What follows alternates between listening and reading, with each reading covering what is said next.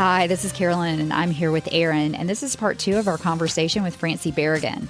Francie played college tennis for NC State. She was the head coach at Methodist University and also was the director of tennis at the MacGregor Downs Country Club in Cary, North Carolina. She is currently the USTA Southern Manager of Coach Development and Training and the Tennis Service Representative for North Carolina. If you want to learn some tactics for playing against players that hit with less pace, please check out part 1, but here is part 2. Okay, so the opposite of that question is, what are some tactics for playing against higher level players? Sometimes I feel like I'm just out of my league, It's like, sometimes I'm like, I'm outskilled, I'm outplayed, they've just have more experience than me. So maybe give some ideas about playing higher rated players. Good question. So, of course, in any match, whether it's the same skill level, lower rated, higher rated, we want to start out using our strengths, seeing if we can just win with our strengths. And ideally, we would be able to win every match with our strengths, but that doesn't always happen. So if it's a higher rated player and they're just out rallying you that day, you're not going to be able to beat them just with your game plan. I'm going to flip that question and get the two of you thinking, what if you have ever lost to someone that maybe is a lower rated player, what did they do to you? Consistency. Yes, they were consistent. They just got it back. Yeah, every ball back. Right? Yeah, that's actually true. That is true. So one of two things, either that, where you take them out of their rhythm and maybe you throw in, I know we said we like to hit the ball hard, but maybe we throw in a couple lobs over the net player's head. Maybe it's slice, whatever we can do so that they're not in the rhythm that they like. And if that's not working, then another option is, if we are that aggressive-minded player that likes to hit it hard, rather than trying to overpower them and hitting 10 straight powerful forehands, maybe we hit 1 or 2 powerful forehands and we get into the net, and then we force them to come up with the goods. The pressure's on them to hit the winner, to hit the lob, but whatever it might be. But suddenly, if they know they can out-rally you, they're going to be very comfortable just staying back there and doing that rally. I played a woman this week. Carolyn, you've played her. The way she had like an amazing slice hard at my feet return. And so we were losing a lot of points. That's why we lost the first. In the second, I finally figured out if I gave her kind of like a much like lobbier serve, and I hate to say that because, I can hit a hard serve, but when I just kind of like got it in the box and with a lot more spin on it, not like, I don't have a kick serve, so I won't call it that, but I'll call it a lobby serve. Yeah, that works. I know what a kick serve is. I don't have it, but I do have like I can kind of lob it in there. It would still come back with slice, but it would come back high into my strike zone. And I was like, oh, and of course we lost the second 5-7, but I'm like, if we had figured that out in the first, that might've made all the difference in the world. But it was like, we were just trying to throw the kitchen sink at them. Like everything was working for them. Nothing was kind of working for us. So, but that was one of the tactics that I used. I'm like, I have to change my serve because her return was just killing it every time and getting points off that. So that's smart. And from what I asked you earlier, put it all together earlier. Exactly. Well, what I asked you earlier, if you'd ever lost to a lower rated player, it sounded like they did that exact same thing. Take the pace off, consistency, probably gave you an off pace serve out of your strike zone. So really, when you're playing against that better player, take yourself back to what makes you uncomfortable when you're playing against players that you should beat. Yeah.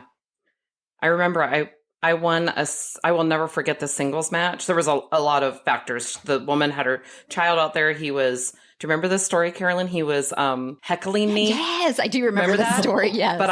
But I won, and it was a super frustrating match, not just because her child was heckling me. The whole night was just frustrating. But I literally remember, I will never forget that match because I won in match tiebreak against her. The very last serve, I literally, and this is not a knock against any 2-5 because there's a lot of 2-5s that have good serves, but I, as a 3-5 or 4-0 at the time, I 2-5 served her, the softest serve I could do, but still get it in the box, and she slammed it into the net, and I was like, yes, winner. I actually had a college teammate at NC State that did that some, and and when she won the point, she'd get excited and pump her fist, and that made the opponents even more upset. I mean, they wanted to throw their racket because here they are playing in the ACC, and this my teammate was just throwing in a lob serve. Yeah. What they say, that's winning fun. Ugly. It works. That drove them crazy. Okay, and I know you said you get this question a lot too, and it's when I play a lower rated player, our opponents never hit the ball to me. What do I do in this case? And I have a story after you tell the answer to this. Well, I know everybody. Usually it crosses their mind to say, will you go stand in the alley or maybe even sit on the bench and I'll take over?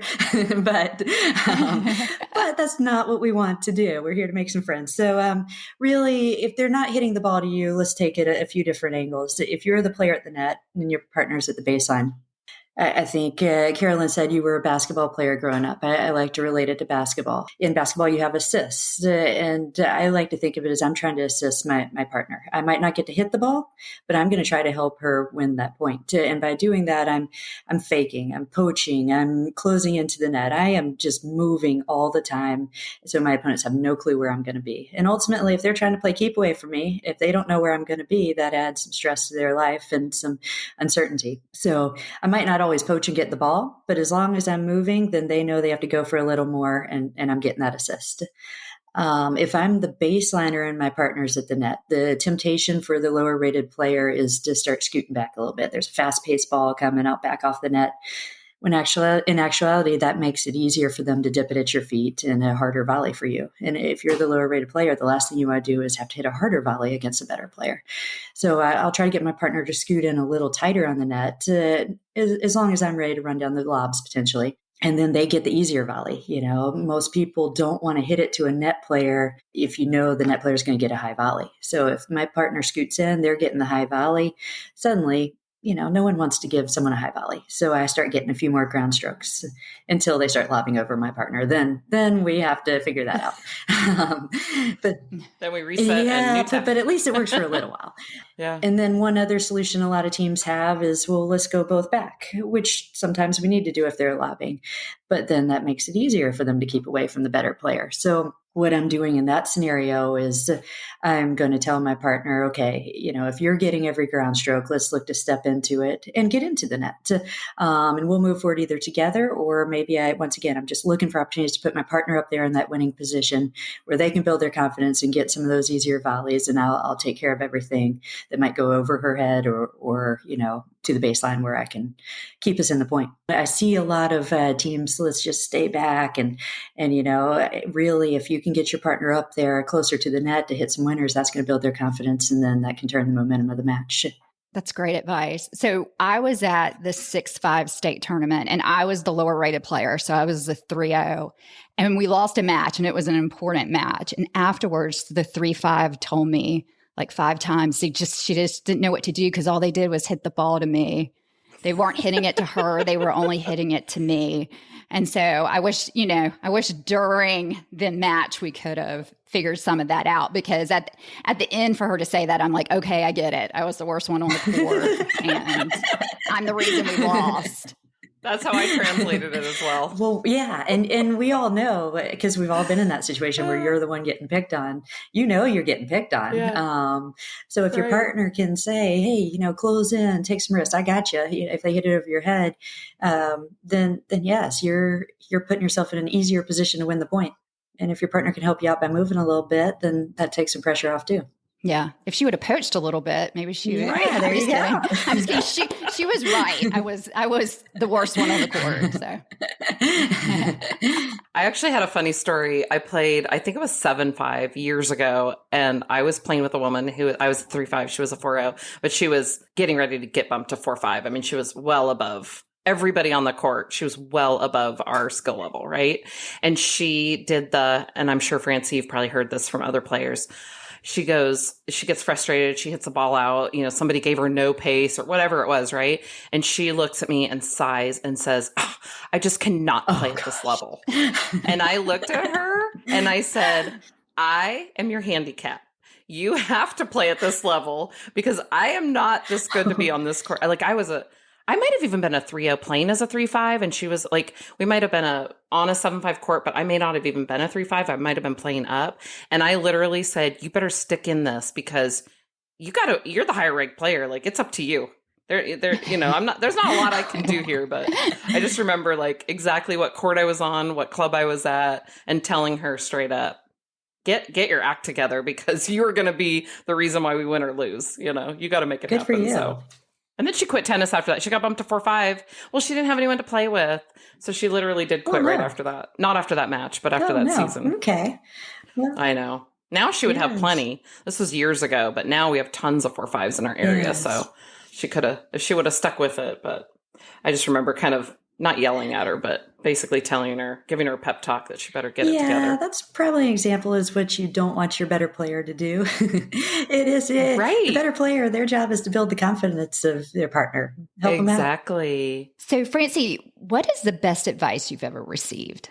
Well, I'd say I have to give my parents credit. Although when I was a teenager, I might have rolled my eyes a few times at their advice. But they would, whether I'd get nervous for a big junior match or, maybe I faced a cheater and I was just frustrated at the end of the match that I'd gotten some bad line calls. They always would tell me, when you get to be our age, meaning adult age, I wouldn't remember necessarily the results or the scores, but I'd remember the friends I'd made and the experiences that I'd had with those friends.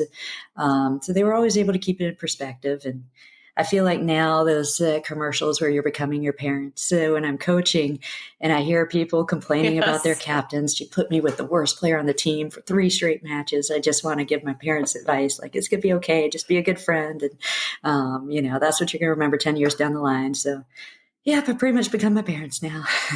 Yep, that's what happens. That's really good advice, though. So since you've played for so long, you must have a crazy story. So what's the craziest thing that's ever happened to you on a tennis court? I have been playing for a long time and I have a lot of crazy stories. I heard Claire Bartlett's interview with y'all, and I've had something similar where opponents flip the score. So I don't want to copy hers, but when I was in the girls' 12s and I was in a hot summer match battling it out. And when I say battling, I mean probably hitting a million lobs because it was the 12s. 12. Yes. And I had asked my parents, can I have Gatorade in my water bottle that day because it was so hot. So they gave me a mixture of water and Gatorade. And we finally got to a changeover. I was so excited to chug my Gatorade. And I go to chug it. And I took that first sip and I knew something was wrong. And I had forgotten to close the lid on my water bottle. And sure enough, in the summer, there were yellow jackets everywhere and they had gotten in the water bottle, the water jug. And when I took that chug, yellow jackets, it was a stew of Gatorade and yellow jackets. They fought all the way down and one stung me inside my throat and stuff. So that was the craziest story, and lots of Benadryl and ibuprofen solved it, with some doctors. But yeah, I guess the moral of the story is always close your water bottle, especially if you have sports drinks. Could you finish your match? No. You had to retire I had to retire, but I did get the sportsmanship award from that tournament. Wait, so you chugged it and the yellow jacket came down your throat? Yeah, so they had all flown into my little water jug, because I left the cap open and I didn't look before drinking. And I took one big swallow of yellow jackets. That is crazy. That is definitely one we've never heard. All right. You get an award for that, Francie. Good, because I know you've interviewed hundreds of guests, so I'm excited about that. Francie, can you also tell us your most memorable moment on the court? I've had a lot of those too. And, they all center around team competition, whether it's college tennis, league tennis. There's just nothing better than playing as part of a team through tennis. And, but I've been a coach and those are probably my best memories. I'd say one of them that maybe your listeners can benefit from. When I was coaching at Methodist University, we were on our spring break trip. We were playing a team from Pennsylvania that on paper was a lot better than us. We should not have been competitive that day. But my players came to play. They strung together some wins. And before we knew it, it was all coming down to one singles match. Actually, it was, I believe, number 4 singles. And it was our senior. She never lost. She was one of those players that took the pace off the ball and ran down everything and just never missed, never lost. She was awesome. Unfortunately, it wasn't awesome that day. She lost the first set. She was down 5-2. And I went out there to talk to her and she was just bawling. She was so upset because she was going to let her team down. And, she was the upperclassman. She wanted nothing more to pull off that upset for the team. And that girl was good. I didn't know what to tell her as the coach. So all I tried to do was just try to get her to stop crying. I'd read some sports psychology books and I said, I've read that when you smile, it's nearly impossible to be nervous, sad, mad. It releases some chemicals into your bloodstream that suddenly, just makes you happy. So let's try it. So I made her smile at me for 15 seconds, that changeover. And she wanted to kill me, but I made her have permagrin and she did it. And I said, okay, now you're going to go out and play. And after every point, you have to look at me and smile. She rolled her eyes again and she went out there. She won the first point. She looks at me with the most fake grin anyone's ever seen, but she did it. She did it. And then she wins the next point. And, she continues to give me the fake smile. She strings together that game and suddenly her smile got a little more genuine and her opponent got crazy. She was like, I'm getting ready to close out this match and win it. And for some reason, this girl's just laughing and smiling. What's going on? And before we knew it, my player had gotten to 5-0 in the second set. By this point, she really was. She was smiling during the points, after the points, before the points. And she came back and she won that set 7-5. And then the third set, I don't even know if she lost the game. She just put it on cruise control. And it was really just about, releasing that kind of stress and that negative energy through smiling. And suddenly she got in a groove. She got in a zone. That's a great story. Yeah. Yes. And so her teammates all ran out and pretty much tackled her on the court. And it was one of the biggest wins at that time for our program in history. So it was awesome. And I'd like to say it was my coaching advice, but like I said, I was pretty much trying to get her to stop crying and she did the rest. Yeah, but most people would, give advice about do this with your forehand or try a drop shot or, tactical. But you just did the emotional part, which... That is credit to you. Well, That's thank you. awesome. So now when I coach adult players and they're heading to states and I know they're going to be nervous, I do the same thing. Even though I'm not out there on their court, I tell them they have to look at their partner and smile in between every point. And it calms them down and hopefully provides a little more fun of an experience for them too. I'm going to start doing that. I don't do that. I'm going to start smiling out on the court. There you go. If nothing else, your opponents will wonder what's going on after you lost a point and you're smiling. I know. I want to see the big fake smile. That would make me laugh, Carol, if you did that. When I know you're just faking it, that would make me start laughing. For sure. Definitely. I'm going to see that too. Anything else, Francie? Well, yeah, I'd say in my current position, as your listeners probably know, tennis has been booming since COVID and we need more coaches. And so for league players out there that often think, I see my pro, I could never coach tennis.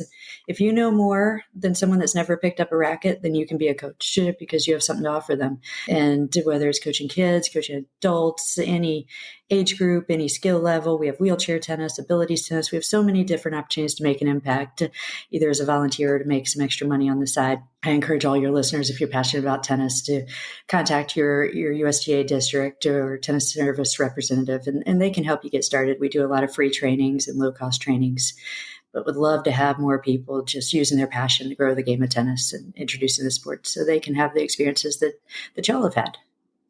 We really appreciate Francie coming on the podcast. Please check out our website, which is secondservepodcast.com. Thanks so much for listening and hope to see you on the courts soon.